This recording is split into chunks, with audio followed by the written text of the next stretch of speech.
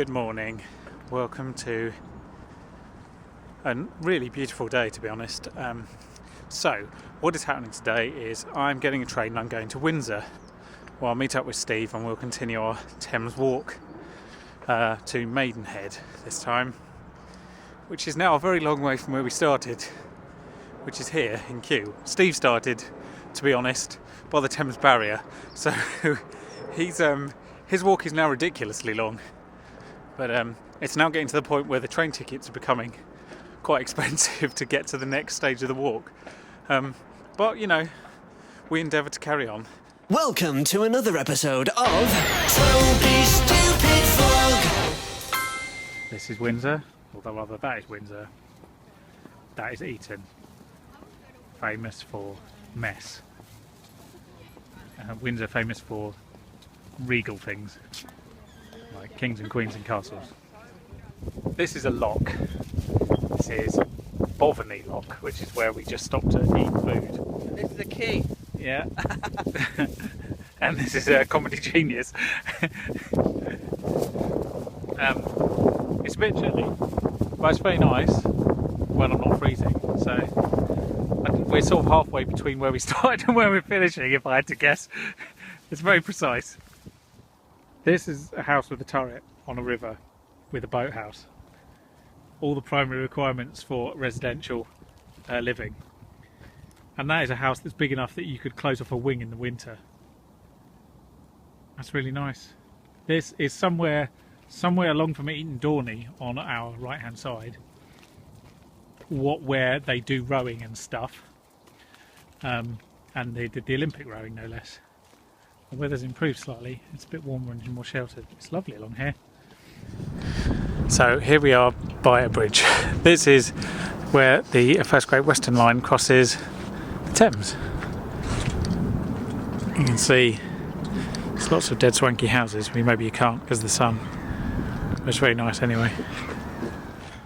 So why am I in Slough, you might ask? So we'd made it to Maidenhead, but the way back is not so simple. So Steve's gone along from Maidenhead straight into Paddington down this line, because that works out better for him. But I've come to Slough and then I'm getting into Windsor, and then I change in Windsor, and then I go from Windsor to Mortlake, which is a huge kerfuffle. I was convinced I'm going to be back home before he is, but now I'm not convinced. I won't be home until at least 5:25. It's not quite. It's about 10 to 4 at the moment, so it's a good hour and a half before I get back. So I think Steve might win this one, but it was a very nice walk. That much is certain. Your way home is not looking promising.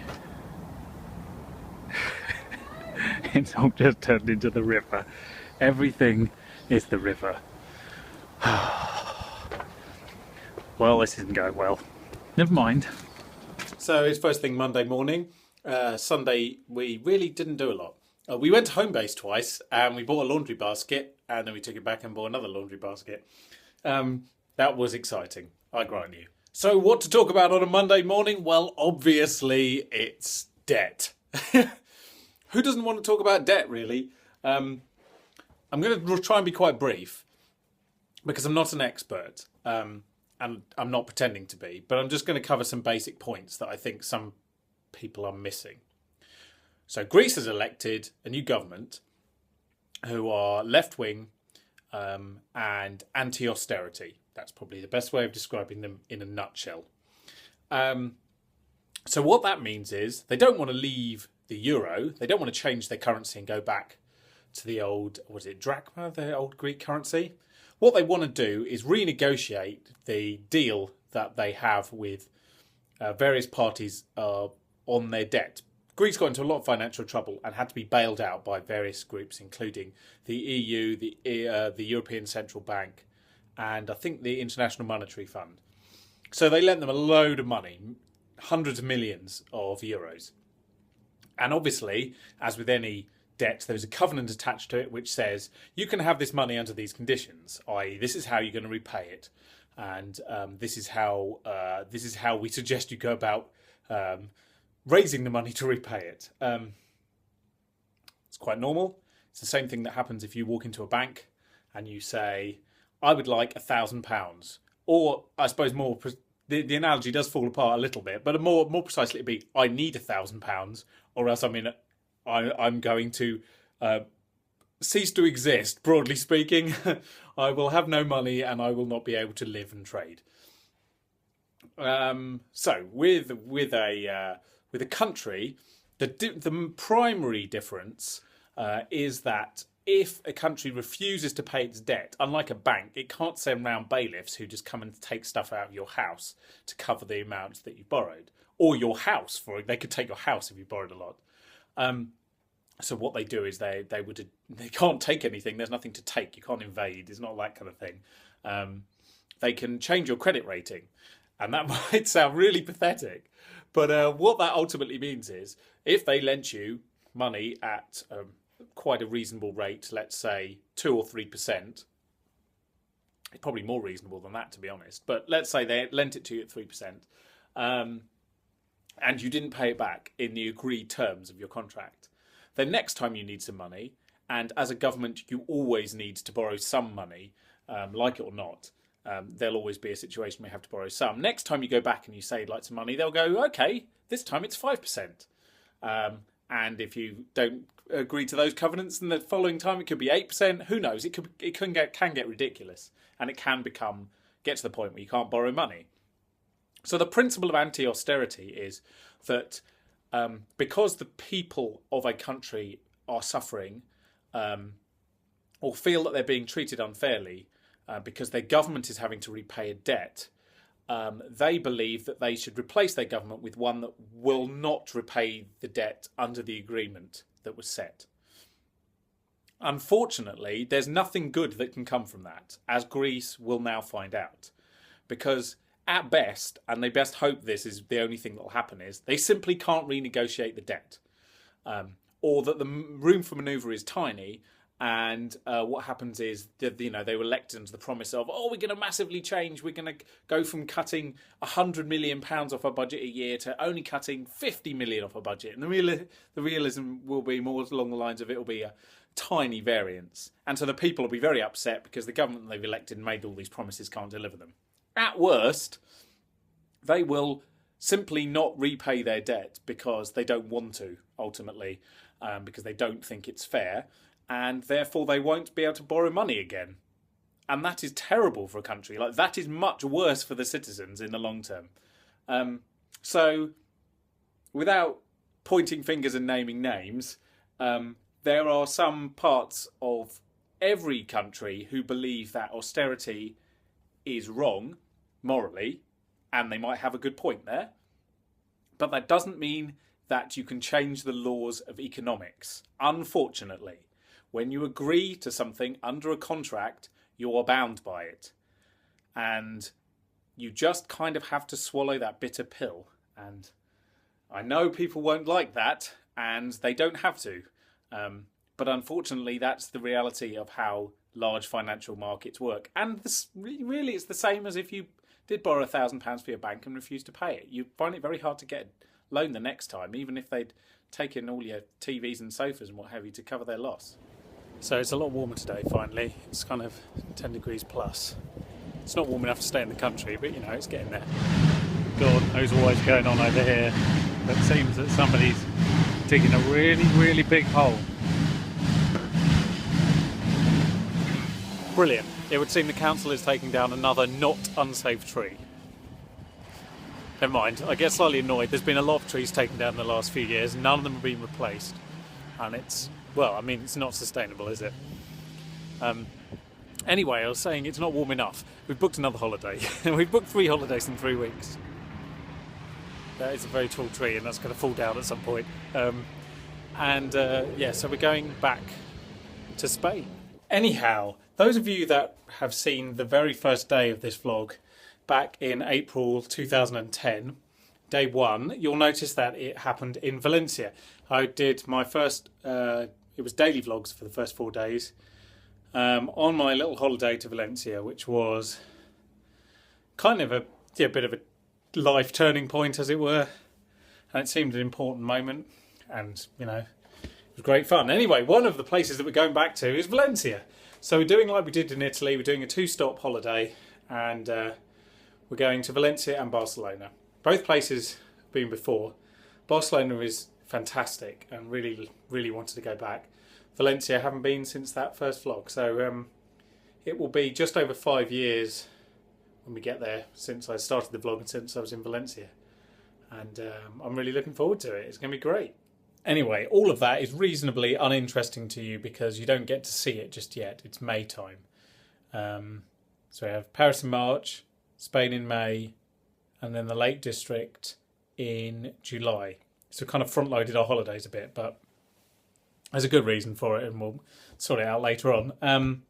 What might be interesting to you, possibly, if you're watching this and this is of any interest to you, is that I will definitely, almost certainly, I should say, have a niece or nephew this week, a new one.